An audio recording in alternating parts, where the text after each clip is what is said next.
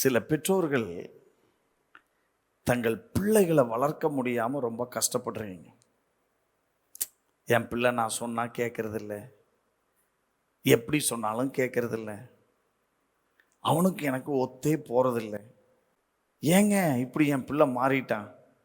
முன்னெல்லாம் என் மகன் அப்படி இல்லைங்க, என் பொண்ணு அப்படி இல்லைங்க, இப்போ ஏதோ மாறிட்டு அப்படின்னு நம்ம நினைக்கிறோம். ஒரு கருத்தை இதில் பதிவு பண்ண விரும்புகிறேன்.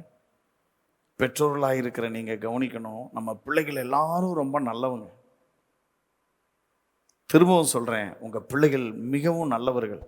ஏன்னா கடவுள் தந்த பரிசு. இப்படிப்பட்ட உறவை கடவுளே உங்களுக்கு தந்திருக்கிறார். ஏன் தந்தார் தெரியுமா? உங்களுக்கு பிள்ளையா பிறந்தாதான் உங்களால் மட்டும்தான் அந்த பிள்ளையை வளர்க்க முடியும், நல்ல நல்ல பழக்கத்தை கற்றுக் கொடுக்க முடியும், உங்களை நம்பி தந்திருக்கார். முதல் இதை நீங்கள் ஏற்றுக்கொள்ளுங்கள். இரண்டாவது, நம்முடைய பிள்ளைகள் வாழ்கிற உலகம் பொல்லாத உலகம். அவங்க எவ்வளவு நல்லவங்களோ அதுக்கு 100 மடங்கு அதிகமாக உலகம் கெட்டு போயிருக்கு. அதுக்குள்ளே தான் நம்ம குழந்தைகள் வாழ போகிறாங்க. அப்போ அவங்க சேஃபாக வாழ்கிறதுக்கு, அவங்க கரைபடாதபடி வாழ்வதற்கு, அந்த உலகத்தால் ஈர்ப்புண்டு போகாதபடி வாழ்வதற்கு தயவு செய்து பெற்றோர்கள் உதவி செய்யுங்கள்.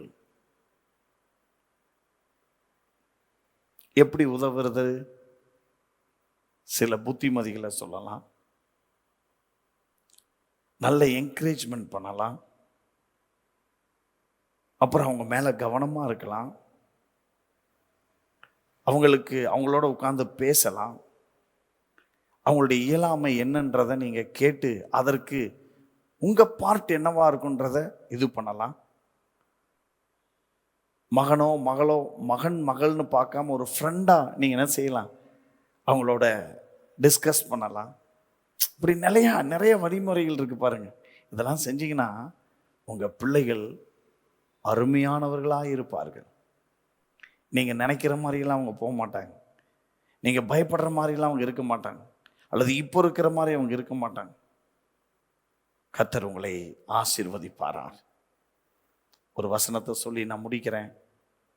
உன் பிள்ளைகள் உன் பந்தியை சுற்றிலும் ஒலிவு மர கன்றுகளைப் போல் இருப்பார்கள். உன் பிள்ளைகள் கர்த்தரால் போதிக்கப்பட்டிருப்பார்கள். உங்கள் பிள்ளைகள் இஸ்ரவேலிலே அற்புதங்களாக அடையாளமாக இருப்பார்கள்.